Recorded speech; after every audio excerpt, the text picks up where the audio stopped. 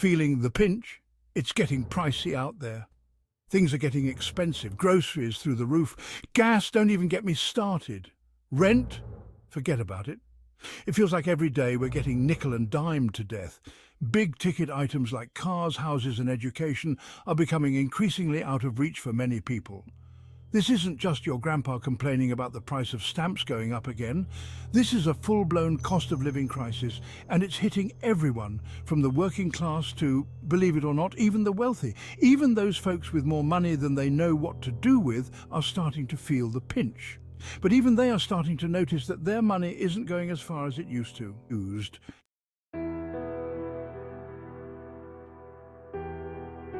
Remember when a coffee cost a nickel? Yeah, me neither. Remember those good old days when you could buy a cup of coffee and a donut for a couple of bucks? Yeah, me neither. Those days are long gone, my friends. So what's the deal? Why is everything so expensive all of a sudden? Well, it's a complicated issue with a lot of contributing factors. But in a nutshell, it boils down to a combination of things like inflation, supply chain issues, and good old-fashioned greed. Inflation is a big one. It's basically a fancy way of saying that the value of money is going down. So the same amount of money buys you less stuff than it used to. And then there are the supply chain issues. When there's a shortage, prices go up. Economics 101, my friends.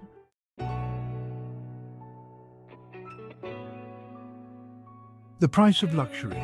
Even the rich feel the heat. So we've established that things are expensive. But how is this affecting the wealthy? Aren't they supposed to be immune to this sort of thing? Well, it turns out that even the rich aren't completely immune to the forces of economics. Sure, they can probably still afford that private jet and that yacht, but even the wealthy elite are starting to feel the pinch in their own special champagne-soaked way.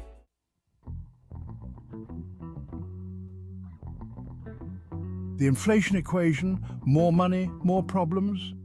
So remember that word inflation we talked about earlier? It's kind of a big deal. See, when the government prints more money, it can mess with the delicate balance of supply and demand.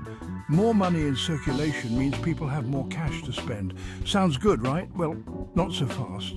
When everyone's flush with cash, they're all trying to buy the same stuff, and when demand outstrips supply, guess what happens? Prices go up.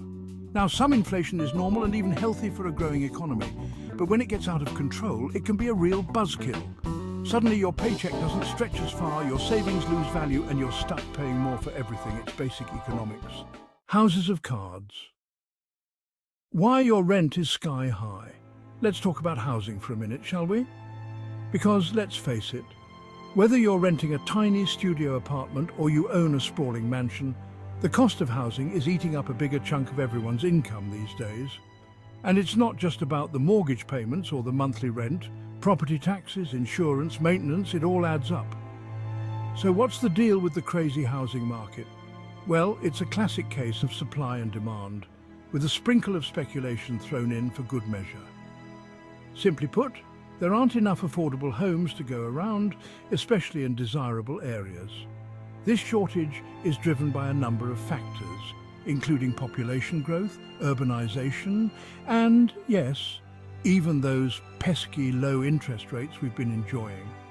When interest rates are low, it's cheaper to borrow money, which makes buying a house more attractive. And as demand for rentals increases, so do rents. It's a vicious cycle. Economic policy trickle down or trickle out. Now let's talk about the elephant in the room. Economic policy. See, governments have a lot of tools at their disposal to try and manage the economy. They can adjust interest rates, tinker with taxes, and spend money on things like infrastructure and social programs. But sometimes these well-intentioned policies can have unintended consequences. Take, for example, the idea of trickle-down economics.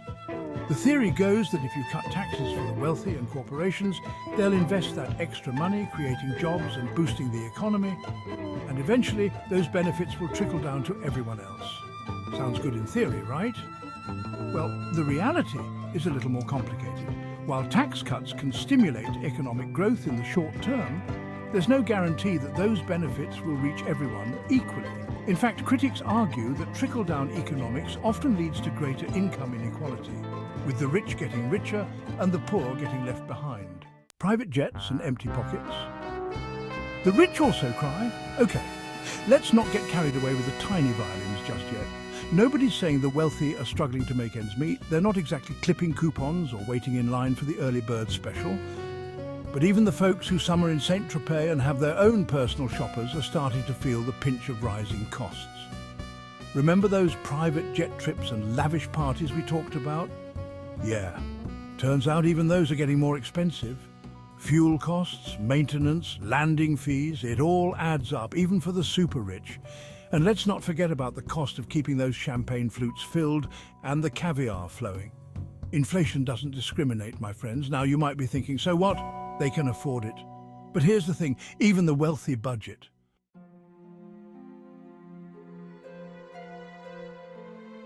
Mansions on the market. Even billionaires downsize. Remember those sprawling mansions in the Hollywood Hills and those beachfront villas in the Bahamas? Yeah, those aren't exactly flying off the shelves these days. Even the ultra-wealthy are feeling the squeeze in the luxury real estate market. For years, high-end real estate was seen as a safe investment, a way to park your money and watch it grow. But with rising interest rates, geopolitical uncertainty and a general sense of economic anxiety, even the mega-rich are thinking twice before dropping a few $100 million on a new place. We're seeing a definite slowdown in the ultra-luxury market, says real estate mogul and billionaire Hamilton Cashington III. Buyers are more hesitant, deals are taking longer to close, and some sellers are even lowering their asking prices. It's a whole new world out there.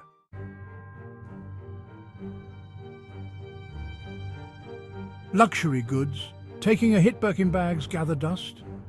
Remember those luxury brands that used to be the darlings of the wealthy elite? The ones with the fancy logos and the eye-watering price tags? Yeah, they're not looking so hot these days. Turns out even the super rich are cutting back on their discretionary spending.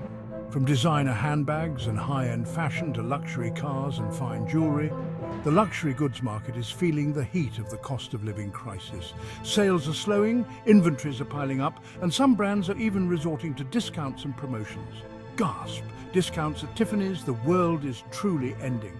The aspirational consumer is definitely pulling back, says luxury retail analyst Tiffany Diamond. They're being more cautious with their spending and they're less likely to splurge on a $10,000 handbag or a $50,000 watch.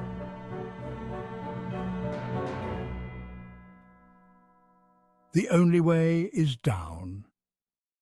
When portfolios shrink, even for the 1%, here's a dirty little secret about the wealthy. They're obsessed with their investment portfolios.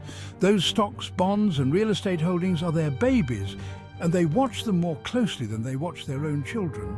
So when the markets take a tumble, as they have been doing lately, the wealthy feel it, even if they're not exactly panicking about making rent. See, the wealthy have a lot more of their money tied up in investments than the average person. They might own multiple homes, have millions stashed away in stocks and bonds, and even dabble in things like private equity and hedge funds. So when the markets go south, their net worth takes a hit. Nobody likes to see their portfolio shrink, says financial advisor to the Star's Sterling Silverspoon.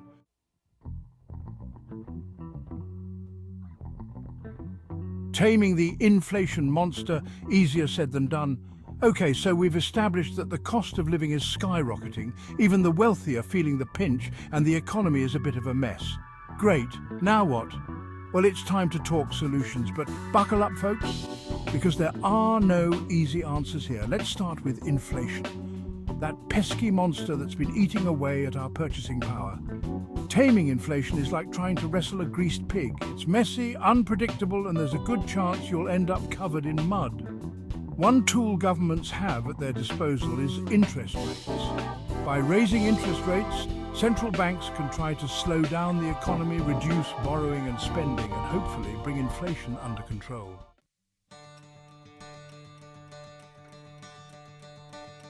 Building more birdhouses.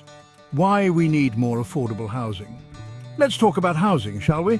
Because, let's face it, whether you're renting a shoebox apartment or dreaming of owning a modest bungalow, the lack of affordable housing is a major crisis.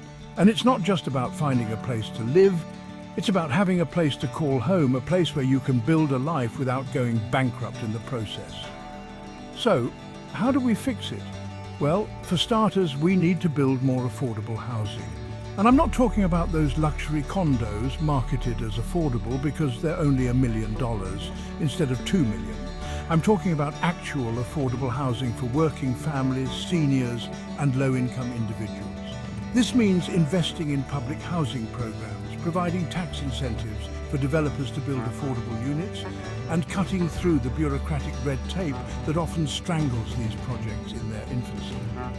We also need to look at innovative solutions like micro-apartments, co-living spaces, and repurposing existing buildings for residential use.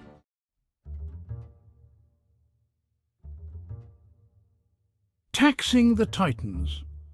Can we make the rich pay their fair share? Let's talk about whether the wealthy are paying their fair share. The wealthy already pay a significant portion of taxes. The top 1% pay more than the bottom 90% combined. Critics argue the system benefits the wealthy with loopholes and deductions. Some propose a more progressive tax system or closing loopholes. Investing in our future education, infrastructure and innovation. Listen folks, we can't just keep slapping band-aids on a broken system. We need to address the root causes of the cost of living crisis and invest in solutions that will create a more equitable and sustainable future for everyone. That means investing in education and job training programs that equip people with the skills they need to succeed in the 21st century economy. It means rebuilding our crumbling infrastructure, from roads and bridges to public transportation and broadband internet, to create jobs and boost economic growth. And it means fostering innovation and entrepreneurship, creating an environment where new businesses can thrive and create good-paying jobs. This means investing in research and development, supporting small businesses, and creating a regulatory environment that encourages innovation rather than stifling it. Look, I'm not going to pretend that any of this is easy. These are complex problems that will require bold solutions and a willingness to challenge the status quo. But if we want to create a future where everyone has the opportunity to thrive, these are the conversations we need to be having. The high cost of inequality. A reckoning for the record books. This isn't just about the price of bread or a new car, it's about a growing chasm between the haves and the have-nots. A system rigged against those not born into wealth. Trickle-down economics is a fairy tale. The gap has been widening for decades. This cost of living crisis is a symptom of that deeper sickness. When even the wealthy feel the squeeze, it's time for a gut check. This is about basic fairness, creating a system where everyone has a shot at a decent life. The American dream, more like a pipe dream. Remember that whole American dream thing? The idea that anyone, regardless of where they came from, could achieve success through hard work and determination? Yeah, that's feeling more and more like a pipe dream these days. When a college education leaves you drowning in debt, when a lifetime of work doesn't guarantee a secure retirement, when simply keeping a roof over your head feels like winning the lottery, it's hard to maintain that can-do spirit. The system feels rigged, and for many it's hard to see a way out. But hey, I'm not here to bum you out. Despite the doom and gloom, there's always hope. We need to remember that we're all in this together. We need to demand better from our leaders, push for policies that promote fairness and opportunity, and support each other in our struggles. Buckle up, Buttercup, navigating the economic roller coaster. Look, the economy is a fickle beast. It goes up, it goes down, it throws unexpected curveballs, and sometimes it feels like we're all just along for the ride. But here's the thing, we're not powerless. We have a voice, we have a choice, and we have a responsibility to shape the world we want to live in. So, buckle up, Buttercup. This economic roller coaster might be a wild ride, but we can get through it together.